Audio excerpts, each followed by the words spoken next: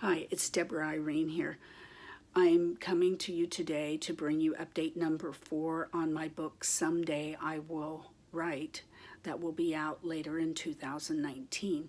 Today, I would like to read to you a chapter out of my first book, Reflections. It's chapter number 11, and the title of the chapter is Dr. Brewer and Dr. Brewer.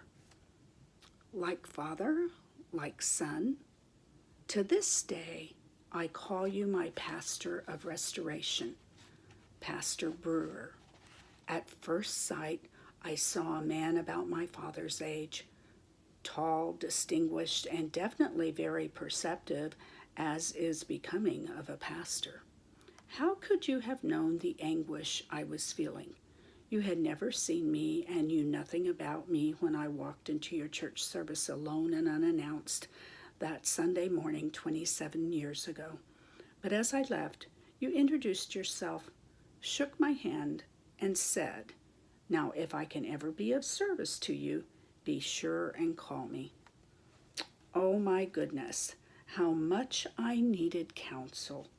But I ran out the door quickly and barely got to my car before the tears began to flow.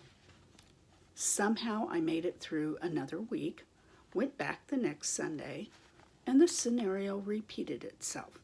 Now, if I can ever be of service to you, be sure and call me. By the middle of the second week, I picked up the phone and asked for an appointment. After being reared in church and having an understanding of the grace of God, in my late teen years, I went my own way and did what was right in my eyes. I liked being my own person, making my own decisions, and not being held to a code of law that was impossible for anyone to keep. Most of the time, by world standards, I was a good person. When I reached my late 20s, I knew, however, how far I was missing the mark. I knew I was lacking a daily walk with God. As I began to think about starting a family, a tremendous amount of guilt overwhelmed me.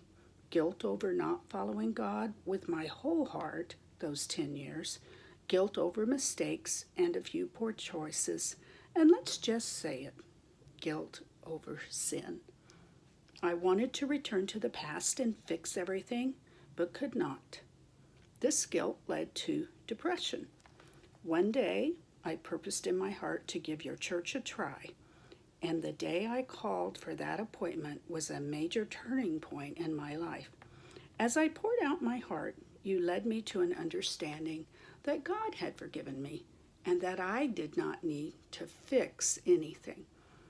While it was an admirable thing to want to do, it was not necessary, and in many cases was simply impossible. Any guilt from that point forward did not come from God. This was a battle I fought for several months. You did a simple but very unique thing that kept me free from guilt. Frequently, you would end your sermons and your services by having the congregation sing "Nothing but the Blood." This repetition and your solid biblical teaching set me free and etched my course for years to come. And then I go on to talk about the other Dr. Brewer, his son. That song that we sang repeatedly, "Nothing but the Blood," there's a line in there that says, "What can wash away my sin? Nothing but the blood of Jesus." So why am I reading this story to you today?